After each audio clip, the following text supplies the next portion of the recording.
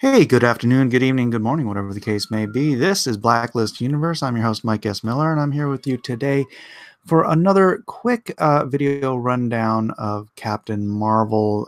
The question here, Captain Marvel, hero versus bully.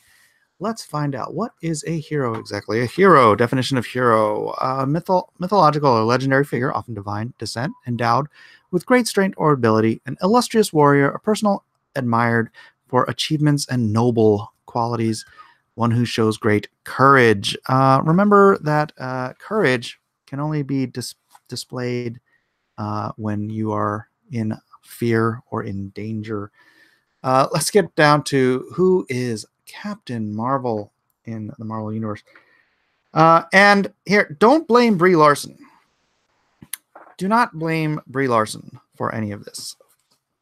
Blame the screenwriters. So here we go. Is Captain Marvel, as portrayed in the MCU's latest blockbuster film, truly a hero, as she claims her people are? In Marvel's Captain Marvel, the aptly named, Brie Larson's character proclaims proudly and with a knowing smirk that her people are heroes, noble warrior heroes. Spoilers, they're not. The big twist in this movie, you want to turn it off now if you don't want to hear spoilers, is that her bosom comrades in arms, her noble hero warriors or noble warrior heroes team is actually a group of genocidal terrorist fascists hell-bent on ruling the universe. Yes, how she spent 6 years fighting alongside them, arm in arm, without realizing this is a whole other discussion. But let's just stick with Captain Marvel for the time being. The movie begins with Captain Marvel having a nightmare, unable to sleep, rather than deal with it on her own, as a selfless person might do. She goes and wakes up one of her buddies, her comrades, and asks him if he wants to fight. They have a bout of sparring practice where we learn that even after 6 years of hardened training and being a veteran of years of high-stress genocidal missions, this noble warrior hero still can't win a fight without cheating, as she blasts her friend into the air and across this huge arena, smashing into a wall with brutal force with her super-powered energy blast. And why is this? Because she was losing a friendly sparring match. Is this how heroes behave? Then she is taken by this same comrade to see the Supreme Intelligence. During their travels there, the theme of the movie is stated that she must be the best you can be. Again, is this the theme of a hero? Not of a hero, yeah. Not, you are who you choose to be, as in Alita, who is here seen giving away her heart, or in Iron Giant. Not the needs of many outweigh the needs of the one, like Spock in Star Trek as he gives up his life to save his friends. Not a hero stands up against all odds, like Captain America. No, the theme of Captain Marvel is stated clearly and repeatedly: be the best you that you can be. It's the theme of a narcissist, not that of a hero. Captain Marvel is then sent out on a mission with her stalwart fellow genocidal assassins. Again, how she never figures this out in 6 years of hunting down and eliminating refugees is questionable at best. But she sneaks up, or they sneak up on a group of them and begin to wipe them out. However, she is captured in the attack, and somehow, again, inexplicably, this was a trap. But we'll let that go for the sake of brevity. They capture Marvel, hook her up to a memory-enhancing device, somehow shackle her with power inhibitors on her arms, and try to extract information on where the lead Skrull's family is hidden, because they're the villains. Although you don't know that to this point, so spoilers. She breaks free of the machine, and even without the ability to shoot anyone with her Mega Blast, she manages to defeat 20 of what are later described as the Skrull's, quote, greatest warriors, unquote. Let that sink in. Heroes overcome insurmountable odds. They rise above impossible obstacles. They doubt with conviction and fortitude. Captain Marvel, though, she defeats 20 of the Skrulls' greatest warriors with her hands practically tied behind her back. Oh yeah, and then she gets those shackles to come off, and she destroys the Skrull spaceship, destroys the Skrull spaceship, abandoning any survivors except for a handful by taking one of the few life pods available on the craft.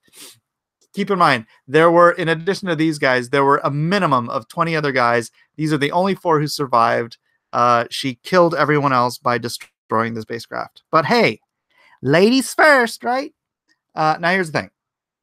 I do not want to belabor every detail about this movie or the character, but there is a simple rule about heroes, or even just protagonists in movies. You have to like them. There has to be something about the character, something they do that motivates the audience to identify them as the hero. It's often called the save the cat moment. In Casablanca, Rick cheats death, or not cheats death, cheats himself. He cheats himself. He cheats the house so that a young man and his wife can escape the country. In Aladdin, the starving Aladdin gives his food to hungry children. In Hellboy, Hellboy saves a box of kittens from a tentacled monster. There's something that should make the audience understand and appreciate that this character here is our hero. There is no such moment for Carol Danvers. The entire movie is about her being the best her that her can be. It's about telling the audience that she's a hero, but never showing the audience that she's a hero. Given, by the end of the movie, she does realize that she's been fighting on the wrong side. You know, genociding refugees for 6 years. None of her comrades, however, whom she's fought side by side with, bled with, shared triumph and tragedy with, none of these people she is closest to in all the world, all the universe, stop to try and explain to her why she's being suckered by the Skrulls. Where's the Skrulls? Where's those Skrulls? I lost my Skrulls. I'm losing my place. No, they all just flip the switch from noble warrior hero to fascist Nazi terrorist in the blink of an eye, making her decision to turn against them not an issue of conscience versus loyalty, or faith versus friend, or any kind of actual dramatic personal conflict. They just go from good to bad. So now she has to save the Skrulls who she was previously genociding. And now, with the aid of a big mental fight with the Supreme Intelligence, which I don't understand, her full might and power is released. And what does she do with that power? Does she stop all of the bombs from falling and destroying a fleet of ships coming to kill her? Well, yes, she does. But is that all she does with this newfound incredible power? Well, no. She then destroys a Kree ship filled with thousands of innocent Kree just doing their jobs in a show of force. Then she flies up in front of Ronan's ship, punching her palm with her other fist, booming power out across the universe before him so that he'll retreat from Earth. I don't know, but I'm fairly certain she could have managed that without killing everyone on one of these huge, massive ships. But hey, it's hard to shake that whole genocidal assassin thing. Plus, you know, girl power. Now, none of this is Brie Larson's fault. This is just bad writing. The screenwriters of this mess were so busy trying to show that a girl could be badass that they forgot that it takes more than being physically strong to be a hero. It takes courage. Courage that can only exist in the presence of insurmountable odds. That moment of death where everything in the hero's world has come to an end, but they somehow gather the strength, the fortitude to overcome the obstacle before them. Beating up on those weaker than you, that doesn't make you a hero. It makes you a bully. And that, unfortunately, and ultimately, is all that Brie Larson's Captain Marvel did in this entire movie.